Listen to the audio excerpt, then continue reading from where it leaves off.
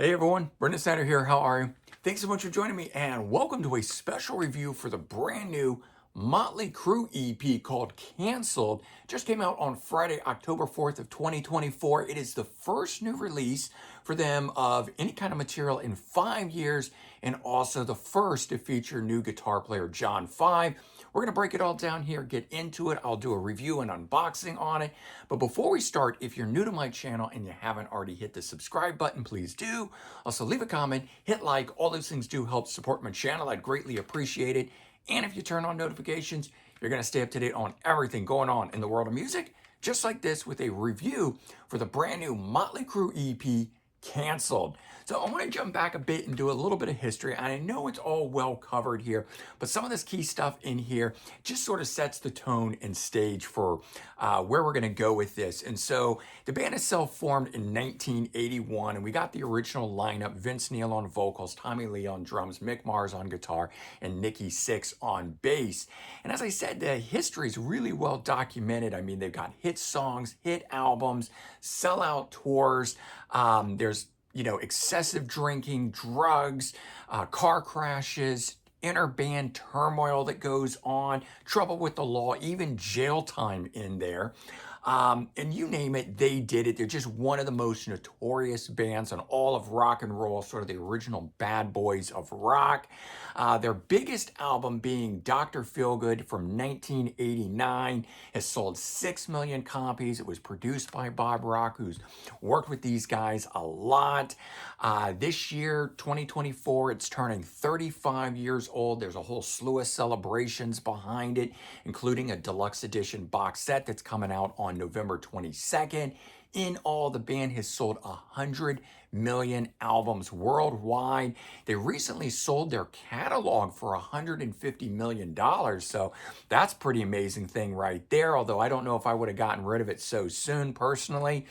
There's been a few lineup changes over the years for the band, kind of most notoriously with the firing of Vince Neil and John Corabi coming in to take his place, followed by a reunion, then to only have Tommy Lee quit thereafter, being replaced by Randy Castillo, who unfortunately died in 2002, facilitating the return of Tommy.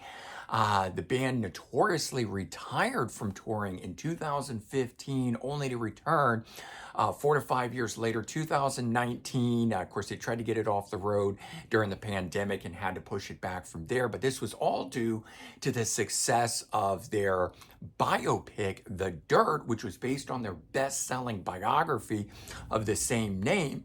So a band having a best-selling book and movie and all this different stuff, and this isn't even talking about all the different reality show programs and things like that that various members were part of.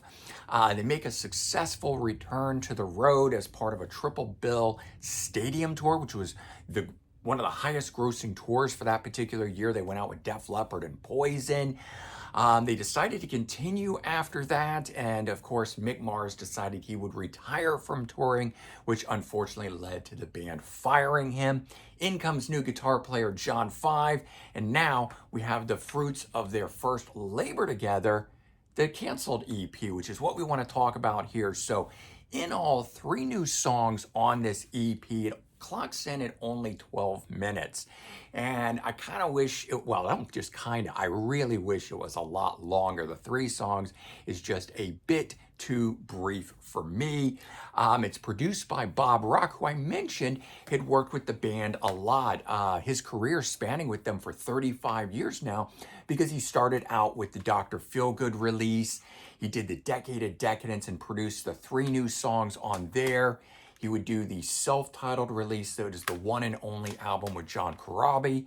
Greatest Hits, he produced the 2 brand new songs there, followed by the Red, White, and Crew with the 3 new songs that were on here. The Dirt soundtrack, that was sort of their big comeback in 2019 with 4 new songs on there.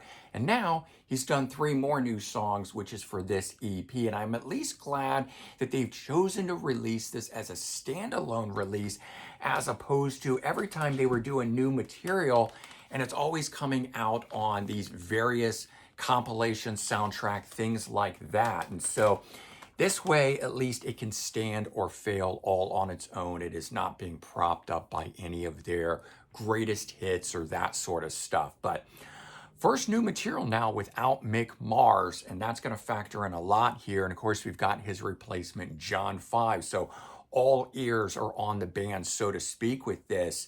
And, with only 3 tracks on here, we don't have a lot to really digest and get into. But the production on this is as you would expect. It's basically not quite as produced as Dr. Feelgood was. That's probably their best produced album. But it does fall in line with the last few sets of songs, either off of compilations or the soundtrack or stuff like that. So that's kind of where this is these days. It's where production fell into post 80s, that overproduced sound that a lot of people actually don't like. I personally love it, but things kind of settled into a well-produced but still having enough raw edge to it, and that's where this is here. So the addition of John 5, to this is, and what he brings to it is really no surprise, and he has had involvement with the band before. So most notably on the Dirt soundtrack, where he co-wrote the 3 new tracks that are on here with the band members. So you had the 4 band members, and then you also had John 5. And so I don't know if this was a Nikki Sixx, John 5 wrote the song, brought it in, and the other 3 guys contributed, or did they just get their name on it because they were part of the band and that was part of the agreement to do it. But it does list all 5 of them for that. So basically, if you were thinking that there was going to be anything different to what you were already getting from the new songs that were on here, it's not really any different. And unfortunately, in the last so many years that Mick Mars was part of the group, his contributions were being diminished and diminished and diminished to the point where, in my mind, you really weren't really hearing much of what it was that he brought to the band, the sort of bluesy guitar swagger sound, the sort of dirty, sleazy grind that his guitar could bring to it, that I felt really made it stand out. And so that is not here on this. Obviously, we have new guitar player, we have John 5 that's on this. And in my opinion, in all, the last time that the band really sounded like themselves was 1998 on the Greatest Hits album. And in that particular version, which is this one here, because you'll notice this has the different color than the current reissued version, 2 new songs were on here, Bitter Pill and Enslaved. And those, to me, is the last time that Motley Crue really sounded like Motley Crue. But then again, that's really the contribution aspect of Mick Mars being allowed to really shine on those releases. The follow-up albums, New Tattoo in 2000 and Saints of Los Angeles from 2008, are both good albums. I do like those albums, but that's where the band really started to change their sound, either going very modern or going more of a punk sound than a hard rock sound. And so that's what started to happen with those. And it really kind of continued on the different compilations and greatest hits and things of that nature. Now, let's talk about the elephant in the room here, which is Vince Neil, his vocals. He was never a great live performer. I mean, go back to the day, go back to their heyday in 1989 on the Dr. Feelgood tour and watch any clip from that. If you weren't there, you didn't get to see it, you'll hear that he's not an overly great live performer. Not that he's not a good vocalist, he just was never a great live performer. And unfortunately, it's gotten even worse in recent years. And this is something that the band really needs to get under control, whether it's sitting him down or figuring something out, or I don't know. But I hope they get it under control before their recently announced Las Vegas residency, which is something that I'm sure is going to be documented. But all in all, the thing is, his vocals sound really good on this, and they always have in the studio. So for those of you that are saying Vince's vocals are shot and then just assuming it's going to be that bad on a studio recording is not the case. So don't think that here. Certainly, I guess with Rest and only having to sing one song at a time, he can do that in the studio, and he still has it. It still sounds great. I'm sure there's some studio trickery going on and whatnot, but I don't care. All in all, Vince it sounds really good on this. It just, unfortunately, he can't make that transition to live performances. And then, of course, we have John Five, who is the biggest change here to this, and his guitar talents are really well known.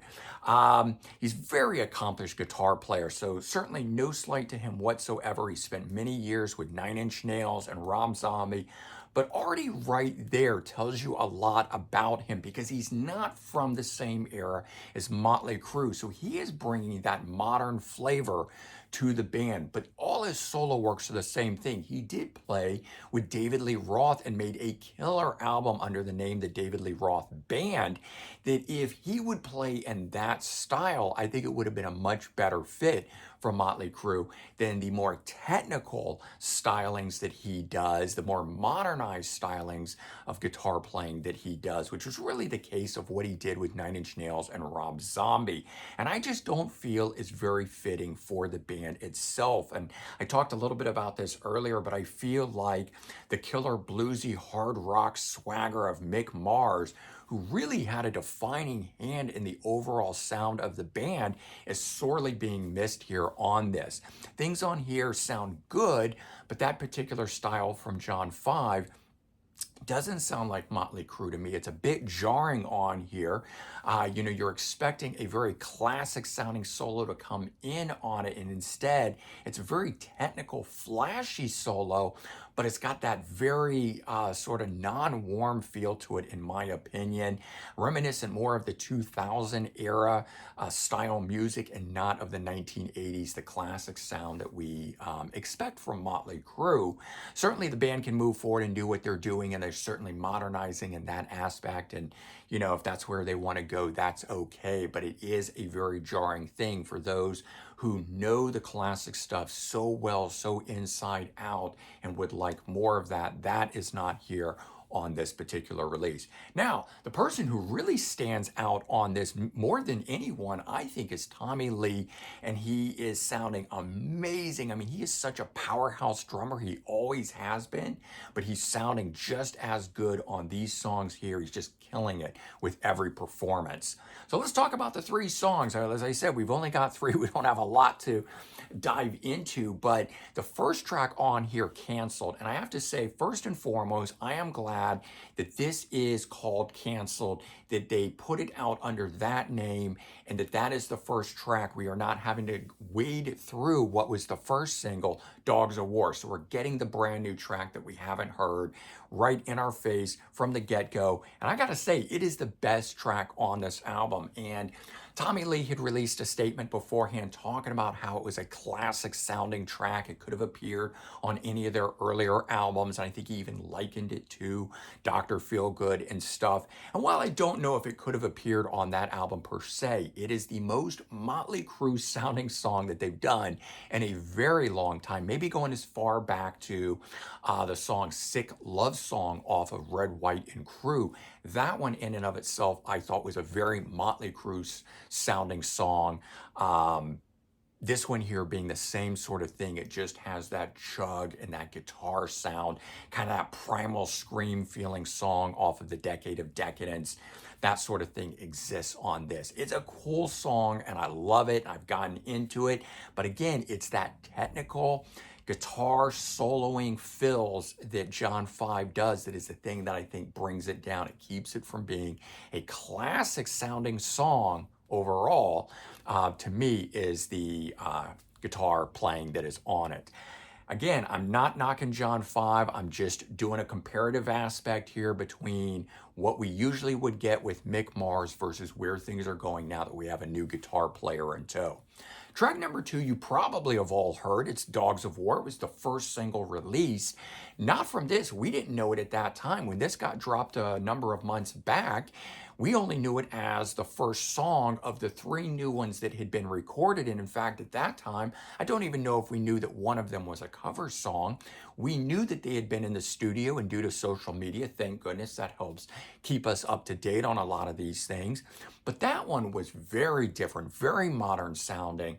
And I don't think that one could have fit on any of their earlier stuff, but that seems to be the style of songs, because if we go back to Red, White, and Crue and that album, The first single that they had released off of that album itself, which is If I Die Tomorrow, is a lot like this. It has the heavy playing in it that then slows down during the singing of the verses that are in there and then picks back up during the choruses. And this is kind of the same style thing, of which to me was never a Motley Crue style. It was something they developed later on in the early 2000s. And it's just something I've never enjoyed. That is a modern trend in music and is not something that at least I ever got into. And so the fact that Motley Crue has picked it up and done a number of songs like that now is where they lose me on a lot of things. Now, I will say this, I've given that song a real shot, especially when it was out, really given it a listen, and it has warmed on me a lot. And coming after Canceled, it fits in nicely on here. But for me, at least, it is still not sounding like a Motley Crue song. And the last one on here, track number 3, is the cover song, Fight for Your Right, the Beastie Boys song. It is a classic song by them from the 80s. And that one having, yes, guitars and drums and everything within it, was obviously leaning more towards the rap side of things, although it was enough of a bridge over into the hard rock metal category that all of us could get on board with it and enjoy it back in the day. Motley Crue really rocks it up here, making it even more of a hard rock song. And so it's fitting for a Motley Crue song. It is a Motley Crue style cover on here. It definitely sounds more like Motley Crue than it does the Beastie Boys. I was really worried that there was going to be rapping on this sort of thing. But it comes off and it's done well. The kind of interesting aspect is all the guitar fills on it from John 5 that kind of seem a bit in your face and out of place. But then again, I know the original so well that I'm sort of saying, well, that kind of stuff wasn't here. And hearing that, I don't know if it's just was trying to put John 5 up front or what it was. But again, it comes off with that more jarring effect of the technical aspect from John 5 than again what I would have liked to have heard, which is the more stylized, sort of soulful feel of the guitar playing that Mick Mars might have done versus what John 5 is doing here. But I'm also glad that that is the last track on this album, so that it wasn't in the middle breaking up the 2 new songs. I get those up front and we at least get to enjoy that. So that's the 3 songs that are on here. Let's take a look at this. If you guys didn't already pick up on it, man, this thing is in a jewel case. And when I got that and I saw that, that just immediately made this thing even better, because I thought it was going to come in a cardboard sleeve. But in fact, we've got a jewel case. And so I'm already loving it that much more. Even though I'm not as into the music as I had hoped I would be, this thing has gone up a few notches for me simply because they put it in a jewel case. Anyway, there's the back side of it with the 3 tracks going across. We got another cool shot of the band. We actually have a spine with everything on it. This being different than the digital album cover on it. So we are zoomed into the middle of what is the album cover on digital release. Maybe that's the same one from the LP edition of it. And of course, title of it right there. We open it up here, we get another shot of the band on the back side, you know, the front of this being with the Motley Crue logo in the TVs.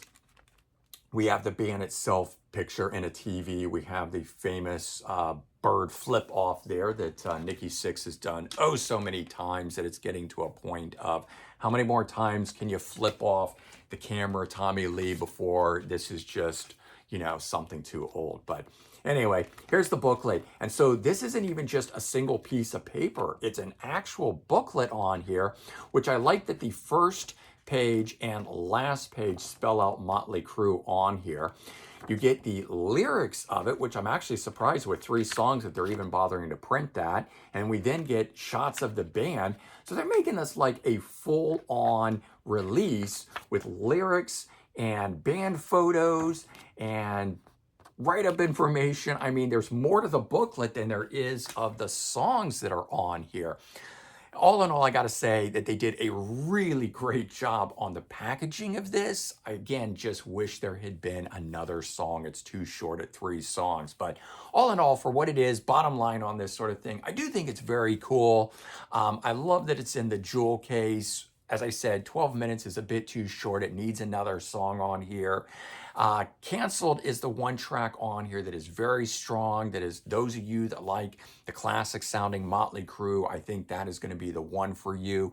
I don't think this is a necessity for people. It's for us diehards who want to get this and have it in the collection. For everyone else, I think they can simply just stream it until the next kind of filler piece comes along, whether it's another greatest hits package or soundtrack or compilation or whatever it might be. But where the band needs to do here is get out a full-length studio album. I also do not want these 3 songs to be part of it now that we've had an EP here. It's been 16 years since their last album from 2008, Saints of Los Angeles. It's entirely too long. The in-between singles, compilations, soundtracks, and now this EP, it's just getting to be too much. We need something to sink our teeth into that can make a lasting impression, because the individual songs on those things, and then they go out of print. This will go out of print too. And they're not turning up on box sets, or they're not doing sort of an odds and sods collection or anything of that nature. And I really wish they would grab up all those individual new songs from the compilations and stuff and put out an album's length of all of that material. I think that would be the way to go. It might even be nice to do that as a tie over until we get an album of all brand new material. But, you know, with a new edition of John 5, The New Blood, you know, that it brings to the band, I'm certainly hoping that that leads to a brand new album. I didn't think we would get any more new material, but certainly with him in tow, I think that's what led to the brand new songs. And for that, I'm glad John 5 is there. If that is going to spur the band along to record new material and hopefully a full-length album now, because they're going to want to really define themselves with John 5. So I do think it could happen down the road. I just hope we don't have to wait too long.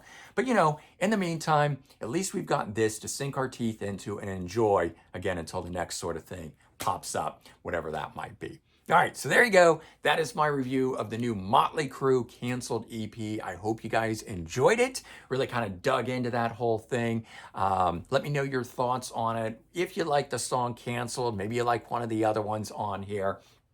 But all in all, let me know. All right, take care, everyone. Have a good one, and I'll talk to you real soon. Bye-bye.